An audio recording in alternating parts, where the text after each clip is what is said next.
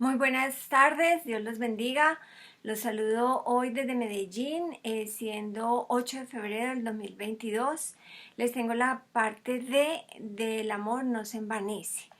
¿Qué vamos a ver? Veremos el resumen de la C, veremos la introducción de la D y los otros usos de envanecer. Bueno, entonces como resumen de la parte C.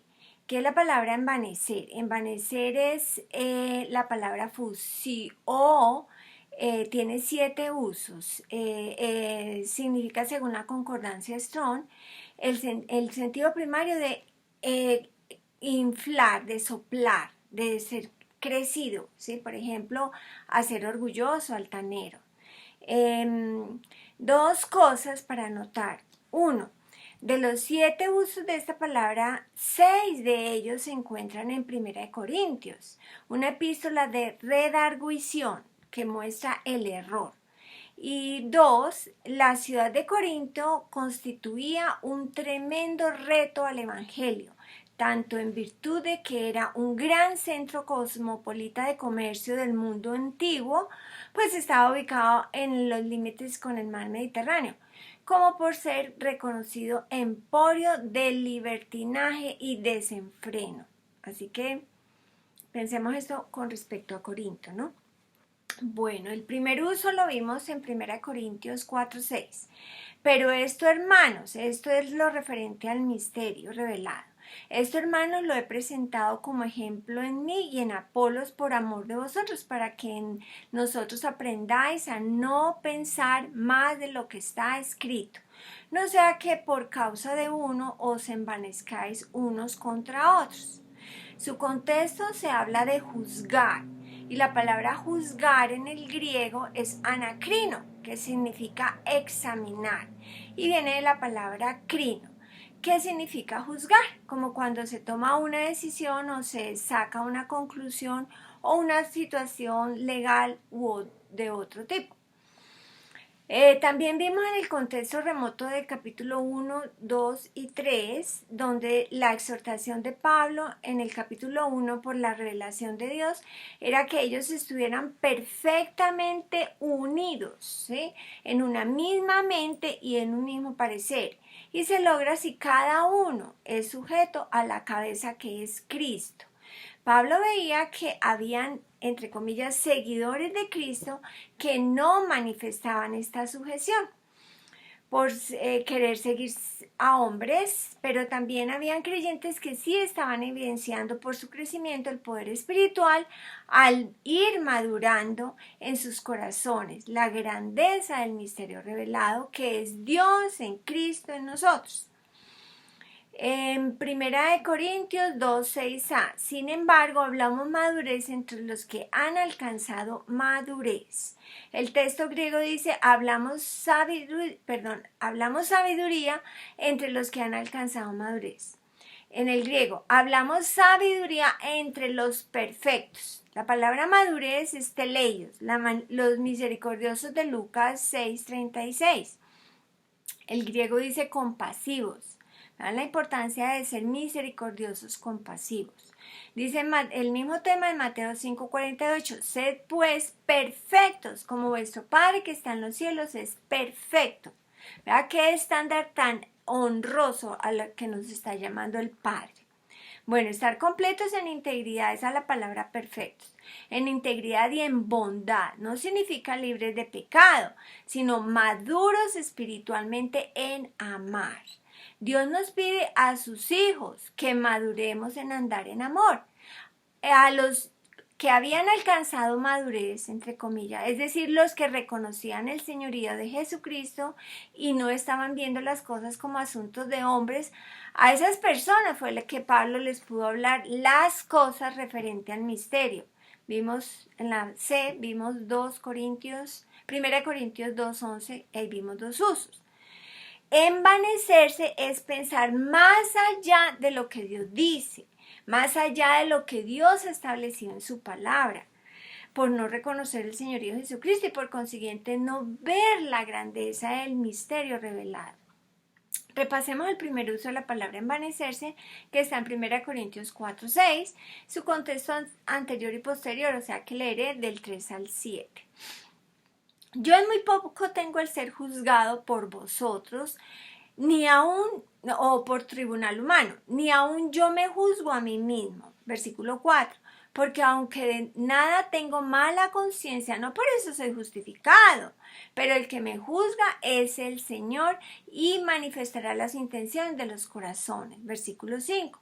Así que no juzguéis nada antes de tiempo hasta que venga el Señor, el cual aclarará también lo oculto de las tinieblas, y entonces cada uno recibirá su alabanza, su elogio, el elogio de Dios. Pero esto, hermanos, esto, lo referente al misterio revelado, lo he presentado como ejemplo en mí y en Apolos por amor de vosotros, para que nosotros aprendáis a no pensar más de lo que escrito está, no sea que por causa de uno os envanezcáis unos contra otros. Versículo 7. Porque ¿quién te distingue? Esa es la palabra diacrino. ¿Quién te ha examinado, juzgado? ¿O qué tienes que no hayas recibido? Y si lo recibiste, ¿por qué te glorías como si no lo hubieras recibido? Vea, observamos un gran principio. Es decir, que uno no debe de pensar mal de uno mismo, ni tampoco de otros, o de ninguna situación. Pablo dice que él en nada tenía mala conciencia. Uno siempre debe rehusar pensar lo malo o juzgar a los demás. El amor de Dios no piensa lo malo. Una de las 16 características del amor agape es no guardar rencor. Quiere decir, no toma en cuenta el mal, no concluye sobre lo malo o cuál es, si es este mejor o aquel es peor, no, más bien sigo a este, no, nada de eso. Nosotros no vamos sacando conclusiones inmediatamente, juzgando a una persona o situaciones que ocurren a veces en la vida. Ojo al parche, solo cuando tengamos todos los hechos y verdades con respecto a una situación en particular, uno puede sacar conclusiones, ojalá previamente consultando con el Padre. De otra manera se vuelve muy fácil sacar conclusiones o es muy fácil juzgar, y uno debe ser muy cuidadoso en estos asuntos. Incluso en la clase avanzada aprendimos que para recibir la revelación de Dios, Dios espera que yo averigüe todos los hechos relacionados por medio de los 5 sentidos. La Biblia también entra por los 5 sentidos. Por la fe, la creencia viene por el oír, uno de los 5 sentidos, ¿cierto? Así que necesitamos averiguar, estudiar. En Romanos 8:1, ahora pues ninguna condenación o sentencia adversa hay para los que están en Cristo Jesús. Romanos 8:33 y 34. ¿Quién acusará a los escogidos de Dios? ¿Sí? ¿Quién va a presentar cargos a los escogidos de Dios? Dios es el que justifica. ¿Quién es el que condenará? Ahí está la palabra catacrino. Cristo es el que murió, más aún el que también resucitó, el que además está a la diestra de Dios, el que también intercede por nosotros. Bueno, una cosa por notar, el hilo rojo en Romanos y en Gálatas, Jesucristo es la justificación y la justicia del creyente, respectivamente. Ojalá vayamos constantemente a estos dos libros, pues este tema de la justicia y de la justificación fue un tema que le permitió a Job evidenciar, salir de víctima a vencedor. Él se agarró de la justicia de Dios, ¿sí? Y ese es un punto muy clave para mantener nuestra comunión con el Padre Celestial. Por eso, si somos justificados en la presencia de Jesucristo, no tenemos por qué condenarnos, ¿sí? Bueno, ahora sí vamos a la introducción de la parte de el amor no se envanece. 1 Corintios 4:5. Así que no juzguéis nada antes de tiempo. Dicen, la palabra nada no está en el texto, dice algo antes de tiempo, hasta que venga el Señor, el cual aclarará también lo oculto de las tinieblas y manifestará las intenciones de los corazones, y entonces cada uno recibirá su alabanza de Dios. Les voy a mostrar la versión Nueva Tradición Viviente. Así que no juzguen a nadie antes de tiempo, es decir, antes de que el Señor vuelva, pues Él sacará a luz nuestros secretos más oscuros y revelará nuestras intenciones más íntimas. Entonces Dios dará a cada uno el reconocimiento que le corresponda. Hasta que venga el Señor Jesucristo, no sabemos cuándo viene, así que aprovechemos al máximo el tiempo. Este es el mejor tiempo para trabajar con Dios y para Dios, para acumular galardones eternos.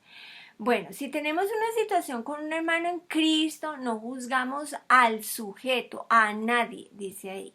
Miramos en la situación, miramos es el objeto.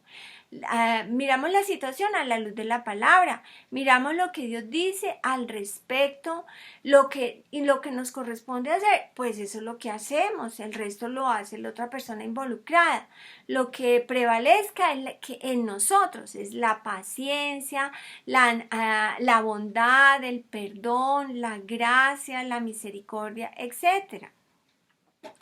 El uso de la palabra juzgar pienso que tiene que ver también con evaluar, no tanto criticar, señalar, sino que uno hace un justo juicio. Eso es un justo juicio, cuando uno a la luz de la palabra examina las cosas y es para efectos de poder ayudar y también aprender, ¿cierto? Bueno, si miramos todos los usos del verbo juzgar, que son 115, sin contar con todos sus sustantivos, encontraremos algunos conflictos que estaban sucediendo en la iglesia y que Dios, por medio de Pablo, nos exhorta a solucionarlos según su consejo para salir victoriosamente. Gloria a Dios. Por ejemplo, veremos en Romanos 14 hay 6 usos y en 1 Corintios 6 hay 4 usos. Bueno, hemos visto que el contexto de envanecer está en la palabra juzgar, la palabra crino, o condenar, que es la palabra catacrino. Bueno, cada creyente ha de tomar decisiones que le acerquen al corazón de Dios. Y solo la palabra de Dios es la que nos muestra lo correcto. La verdad solo la tiene Dios. Las realidades son muchas. Está pasando esto, aquello y lo otro, pero la verdad la tiene Dios. Y las circunstancias cambian si confío en la verdad, si me adhiero a la verdad, si hago que la verdad sea la que prevalezca en mi corazón. Bueno, así que tomamos lo que es correcto y rechazamos lo incorrecto, ¿cierto? Necesitamos estudiar esta palabra juzgar y las palabras relacionadas con juzgar. Bueno, todo el capítulo 6 de 1 Corintios sería bueno leerlo. Voy a solo tomar 2 porciones de ahí. Ahí se ve la palabra crino, criterion, diacrino, crima. Crima es la consecuencia de crino. Bueno, 1 Corintios 6 del 1 al 8. Ojalá leamos todo el capítulo, ¿no? Recordemos. Bueno, 1. ¿Osa alguno de vosotros cuando tiene algo contra otro ir a juicio delante de los injustos y no delante de los santos? ¿O no sabéis que los santos han de juzgar al mundo? Y si el mundo ha de ser juzgado por nosotros, ¿sois indignos de juzgar cosas muy pequeñas? ¿O no sabéis que hemos de juzgar a los ángeles? ¿Cuánto más las cosas de esta vida? Versículo 4. Si pues tenéis juicios sobre las cosas de esta vida, ponéis para juzgar a los que son de menor estima en la iglesia. Yo no agarraba este pedacito y fui a la versión Nueva Traducción Viviente. Si tienen conflictos legales acerca de tales asuntos, ¿por qué acuden a jueces que son de fuera y no son respetados por la iglesia? Ahí sí entendí yo más. Versículos 5 y 6. Para avergonzaros lo digo, pues ¿qué? No hay entre vosotros sabios ni aun uno que pueda juzgar. Esa es la palabra diacrino, ¿sí? O sea, servir de árbitro. entre sus hermanos, sino que el hermano con el hermano pleitean juicio, es la otra palabra. Y esto ante los incrédulos. Del 7 al 8. Aquí vamos a ver la solución de Dios cuando estemos en esa situación. Así que, por cierto, es que es una falta en vosotros que tengáis pleitos. Esa es la palabra crima, el conflicto, el problema entre vosotros mismos. ¿Por qué no sufrís más bien el agravio? El agravio, la injusticia, sufrir el daño, pues cárguelo. ¿Por qué no sufrir más bien el ser defraudados? ¿Sí? Porque despojados. Ah, no, que pague, y sí, es como venganza. Pues vosotros, como te dice el agravio, y defraudáis, y esto a los hermanos. Bueno, eventualmente hemos de tomar decisiones, por eso estudiamos la palabra. Allí encontramos todos los temas necesarios para desenvolvernos en esta vida, como vimos en el versículo 3b. Las cosas de esta vida. Así que tenemos que evaluarlas, estudiarlas, analizarlas para tener la suficiente luz de saber cómo actuar, ¿sí?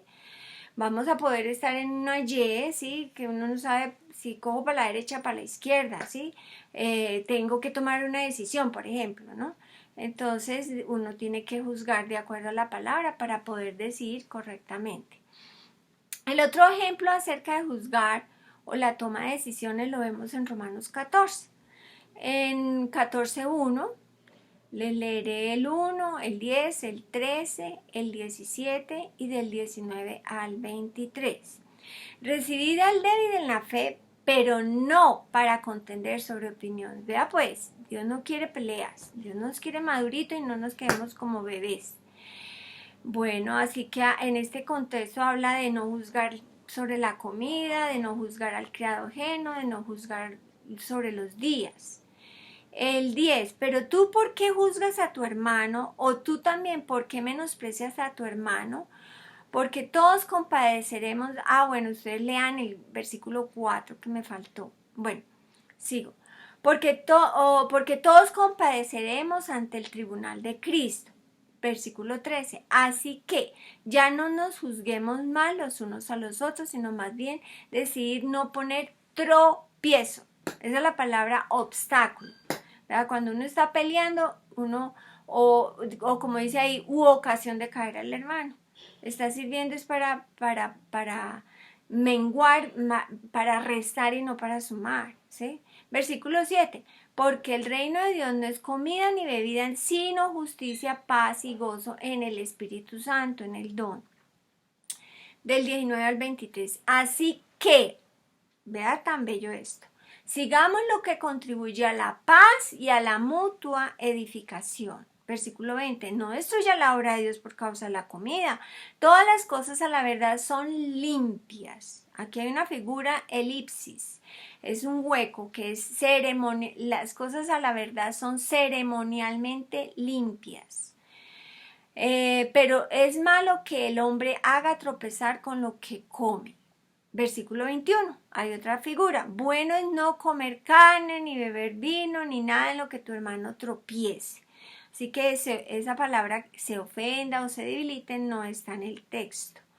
El versículo 22 al 23. Tienes tu fe, tenla para contigo delante de Dios. Bienaventurado el que no se condena a sí mismo en lo que aprueba. Pero el que duda sobre lo que come es condenado porque no lo hace con fe. Y todo lo que no proviene de fe es pecado. Por eso necesitamos estudiar la Biblia para saber qué es lo correcto y qué es lo incorrecto y así evitar pecar, ¿cierto?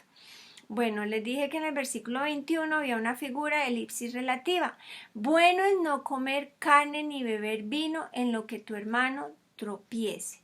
Ahí está, ni beber vino ni hacer nada es lo que falta. O sea que el énfasis está en lo que hace falta.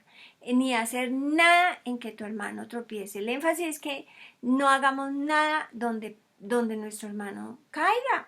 ¿Sí? Nosotros no queremos caer, entonces ¿por qué le ayudamos a un hermano a caer? No. Así que lo que Pablo recomienda no es solo abstenerse de comer o beber lo que han sido ofrecido a los ídolos, ¿sí? Sino también cualquier acción que pueda causar tropiezo al hermano espiritualmente débil. Bueno, ustedes pueden ver de que se habla de la comida sacrificada a los ídolos en 1 Corintios 8:1, el versículo 4, el 7 y el 10.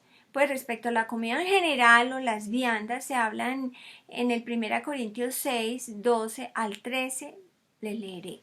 Todas las cosas me son lícitas, son permitidas, mas no todas convienen. Por eso también tenemos que aprender a ver qué es la comida que nos conviene.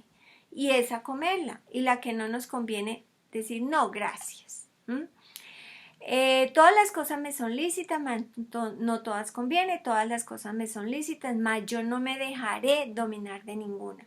Vea, uno por la comida a veces se hace daño. Y el punto es que conozcamos lo que nos conviene para que nosotros al utilizar nuestro dominio propio vayamos ganando capacidad, ¿sí? a ponerle freno a lo que no conviene. Dice las viandas para el vientre y el vientre para las viandas, pero tanto al uno como al otro los destruirá Dios. Pero el cuerpo no, absolutamente no es para la fornicación, sino para el Señor, y el Señor para el cuerpo. Ustedes pueden seguir leyendo, pero por cuestiones de tiempo no lo hago. Importantísimo. Parte del amor no se envanece. Bueno, ya vimos el primer uso de envanecer. Los dos siguientes están en el versículo 18 y 19 de 1 Corintios 4. Recordemos recordemos el contexto, ¿no? Así que tomaré del 15 al 17. Porque aunque tengáis 10,000 ayos, tutores, maestros, en Cristo no tendréis muchos padres, pues en Cristo Jesús yo os engendré por medio del Evangelio. Por tanto, os ruego que me imitéis. Bueno, ¿qué tenía que ellos, los corintios, imitar del apóstol Pablo? En el versículo 17 está la respuesta. Por esto mismo os he enviado a Timoteo, que es mi hijo amado y fiel en el Señor, el cual os recordará mi proceder en Cristo, de la manera que enseño en todas partes y en todas las iglesias. Vea, eso era lo que ellos tenían que imitar. Y eso es lo que es digno de imitar en cualquier hombre o mujer de Dios, su proceder en Cristo. No su forma de vestir o sus gustos o sus idiosincrasias, no. ¿Qué es lo que debemos de imitar en una persona? Su proceder en Cristo. Y eso es lo que Pablo dice en el versículo 16. Os ruego que me imitéis. Y por eso mismo les envió a Timoteo. Él era su hijo amado y fiel, el cual les recordaría su proceder en Cristo. Timoteo había sido enviado para ayudarles. Y su presencia en ese lugar era como si el mismo Pablo estuviera presente. Él no iba a ir con sus propias ideas o con asuntos diferentes. Él era un hombre que tenía un mismo sentir con el hombre de Dios, Pablo, ¿sí? Timoteo era un hombre fiel en el Señor. Él no estaba envanecido, lo cual es muy contrario a lo que hemos visto del comportamiento que tenía esta gente, algunos de los corintios, ¿no? A continuación vamos al segundo uso de envanecer. 1 Corintios 4 y 18. Mas algunos están ¿qué? Envanecidos, como si yo nunca hubiera de ir a vosotros. Recordemos que ellos vienen envanecidos capítulos atrás, ¿no? La traducción del doctor George M. Lanza añade la palabra pensar. Y eso es interesante, así que vamos a verlo con esa palabra. Hay algunos entre vosotros que están envanecidos pensando que yo no tengo la voluntad de ir a vosotros. Ellos estaban sacando conclusiones, estaban juzgando en su mente, estaban pensando que Pablo no tenía la voluntad de ir a ellos. Estaban envanecidos porque estaban juzgando, pensando indebidamente. Bueno, el tercer uso en el versículo 19 que sigue. Pero iré pronto a vosotros si el Señor quiere, si es la voluntad de Dios, ¿no? O sea, esas son palabras claves para cuando nos pregunten algo y nosotros no sepamos, bueno, si el Señor quiere. Y conoceré no las palabras, ¿sí? Conoceré la palabra ginosco, por experiencia propia.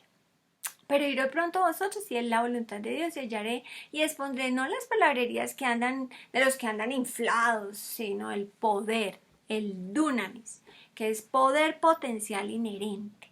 Porque uno tiene el poder de Dios, otra cosa es que lo evidencie. Pablo iría por la voluntad de Dios, no era la voluntad de Pablo de ir a visitar, era la voluntad de Dios lo que le interesaba hacer. ¿Sí? Y eso era lo que Dios le había revelado. Pablo estaba a la expectativa de lo que Dios le revelara, ¿sí? Si Dios le decía vaya, él iba. Si Dios le decía no vaya, no iba. Bueno, y ellos estaban pensando que Pablo no quería ir allá. Bueno, están pensando indebidamente. Entonces al ellos pensar que Pablo no tenía la voluntad de ir, estaban equivocados, ya que Pablo iría por revelación. Observamos que cuando alguien está envanecido, puede llegar a pensar que sabe más que Dios. Recordemos, el conocimiento envanece. Pilas. Bueno, para allá vamos ahorita. Si Pablo iba, lo haría por revelación de Dios. Y él expondría no las palabrerías de los que están envanecidos, sino el reino de Dios que consiste en poder, como dice el siguiente versículo, del 20 al 21. Porque el reino de Dios no consiste en palabras, sino en poder. Vea, el versículo 21 es bellísimo. Es como un diamante en medio de todas estas cosas. Así que, ¿qué queréis? ¿Iré a vosotros con vara o con amor y espíritu de mansedumbre? ¿Sí ven? Envanecimiento y amor. Contrario, ¿no? Envanecimiento versus amor. Bueno, toda la carnalidad comenzó porque ellos estaban dejando de ver la grandeza del gran misterio, ¿cierto? Empezaron más a ver a los hombres y a desconocer el señorío de Jesucristo y empezaron a inflarse en sus mentes. Y la iglesia comenzó a desparramarse y luego siguieron unas consecuencias bien terribles. Si uno estudia el resto de la epístola, sería buenísimo, ¿no? Pero a pesar de todas las circunstancias bien negativas que se estaban viviendo, a pesar de toda la carnalidad, Pablo, ¿quieren que vaya con vara o con amor de Dios y de la manera de vida de mansedumbre? ¿Sí? Vea un uso del espíritu de mansedumbre. Gálatas 6:1. Hermanos, si alguno fuere sorprendido en alguna falta, porque cualquiera puede embarrarla, vosotros que sois espirituales, restaurarles con espíritu de mansedumbre, considerándote a ti mismo, no sea que tú también seas tentado. Bueno, recordemos que es mansedumbre. Es una obra efectuada en el alma. Se le ejerce en primer lugar y ante todo para con Dios. Es aquella disposición de espíritu con la que aceptamos sus tratos como buenos y por ello sin discutirlos ni resistirlo. El término está estrechamente relacionado con humildad. Dos hombres muy mansos, Moisés y Jesucristo. Gracias a Dios. Es maravilloso porque a pesar de las circunstancias que se vivan y a pesar de las situaciones con creyentes o en la iglesia o cualquiera que sea la situación, siempre hay una alternativa de andar en el amor de Dios y vivir en mansedumbre. Siempre existe esa alternativa, siempre podemos andar en el amor de Dios y con mansedumbre como un estilo de vida, claro. Es maravilloso, ¿sí? Bueno, en el versículo 21 contiene una pregunta retórica, no necesita respuesta. La respuesta es que Pablo, tal como vimos en el versículo anterior, no iba a exponer palabrerías. Él le va a hablar la palabra de Dios y que se alineen con Dios de una vez por todas. Pablo ciertamente iría con el amor de Dios, el hombre cuya manera de vida era la mansedumbre. El solo hecho de escribirles esta carta y mostrarles dónde estaban era prueba de la mansedumbre y del amor de Dios de Pablo. Bueno, es importante notar los usos de esta palabra fusión en el capítulo 4, 5, 8, ya que más adelante en el capítulo 13, que es todo lo que estamos estudiando, dice que el amor de Dios nos envanece. Bueno, entonces el capítulo 5:1. De cierto se oye que hay entre vosotros fornicación, cual ni aún se nombre entre los gentiles, tanto que alguno tiene la mujer de su padre. Observen, ya vamos para el 2, que es donde está el uso de envanecer. Observen cómo una iglesia comienza a degradarse una vez que se apartan de la verdad de la palabra de Dios. Es decir, que ni siquiera los gentiles, los paganos, hacen lo que ustedes están haciendo, decía, y llegarán a ser peor que los incrédulos. Imagínense, el hijo se acostaba con la mujer de su padre. Versículo 2, que es el cuarto uso de no envanecerse. Y vosotros estáis envanecidos, ¿no deberías más bien haberlo lamentado para que fuese quitado de medio de vosotros el que cometió tal acción? ¿Cuál acción? La de fornicar. Pero ellos estaban tan hinchados en sus mentes, tan envanecidos, que no podían discernir la verdad del error. Se creía más inteligente que Dios. No vieron estas cosas, no vieron que eso era algo inaceptable, porque sus mentes estaban enceguecidas, estaban ciegos. Y también, pues, como les dije antes, con la cultura de Corinto, que era inmoral. El error se había infiltrado tanto en sus mentes que ellos ya no veían las cosas espiritualmente como eran. Entonces podemos observar que cuando la gente está envanecida, está cegada, no puede precisar lo que es correcto de lo que es incorrecto. Y además estos también es causados por espíritus diabólicos que ciegan el entendimiento, porque tienen que haber espíritus diabólicos operando en las mentes de estas personas para conducirse de esta forma.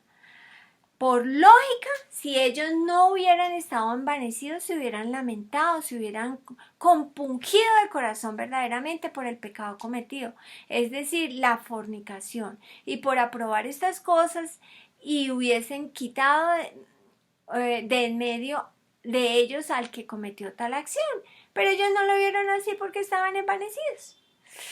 Pilas, ojo al parche, ¿no? Ellos llegaron a pensar que tales acciones eran aceptables. Ay, eso es normal, eso está bien, eso está de moda. Ojo, pues se creía más inteligente debido a su envanecimiento.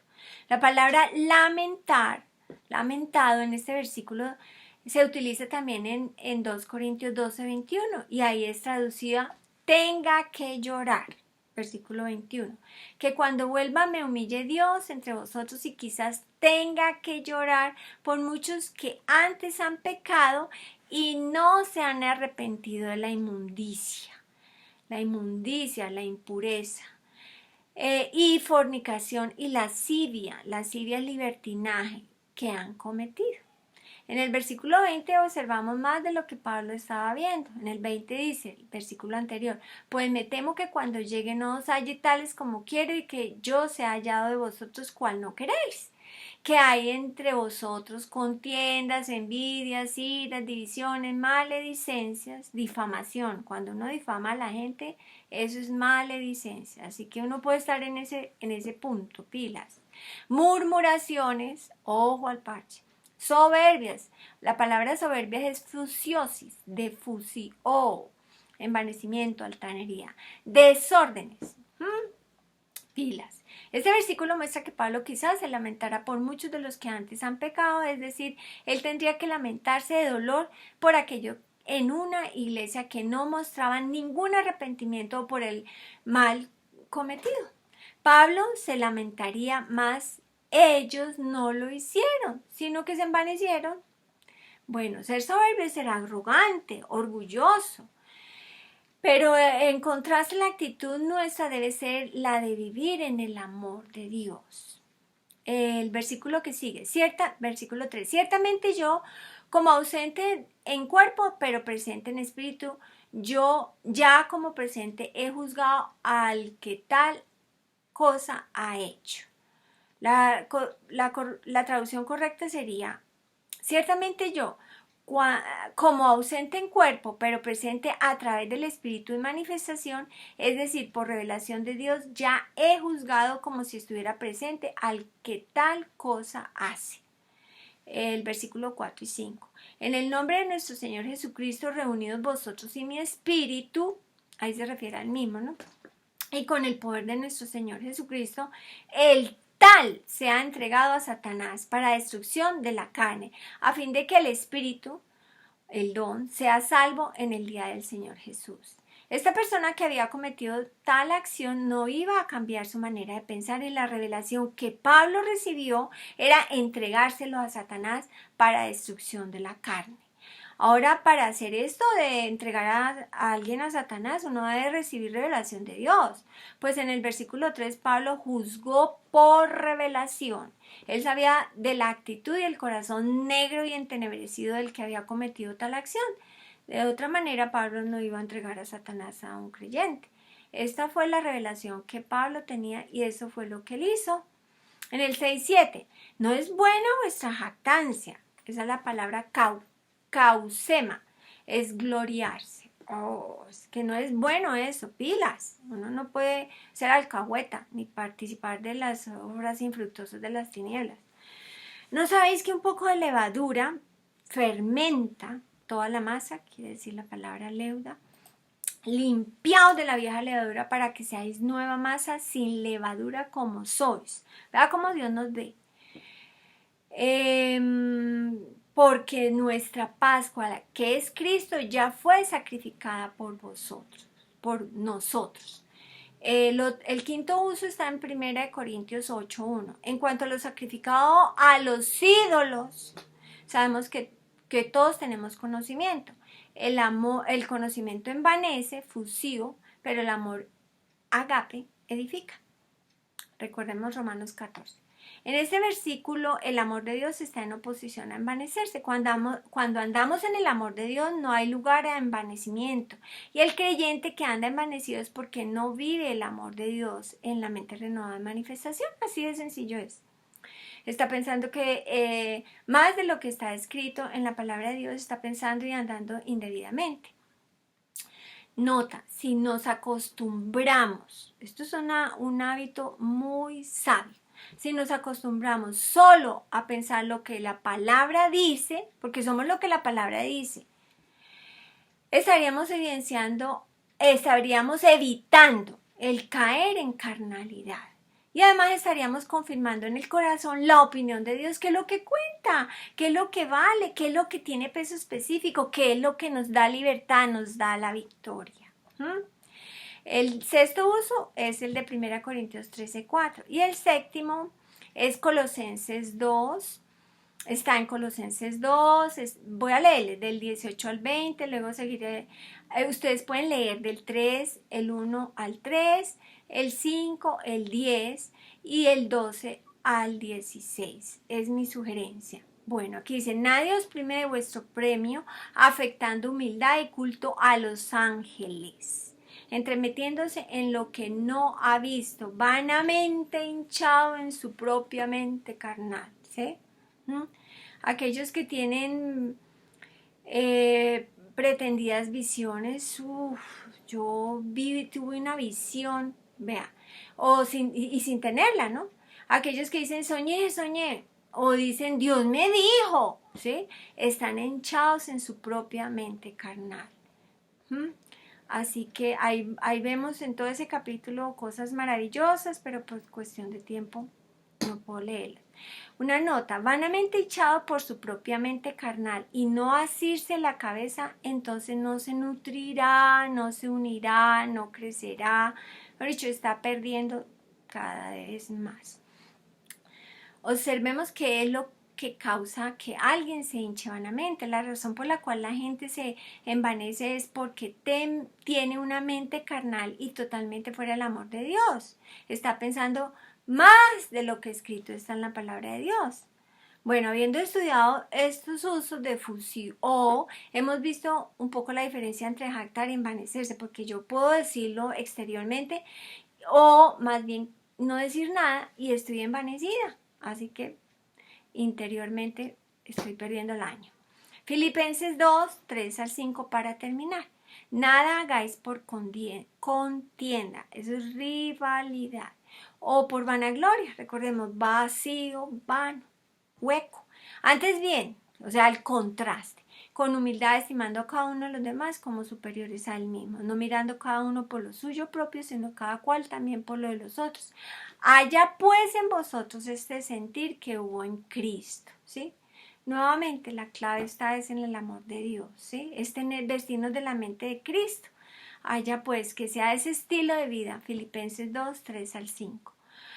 Esperen, el amor de Dios no hace nada indebido. Bendiciones.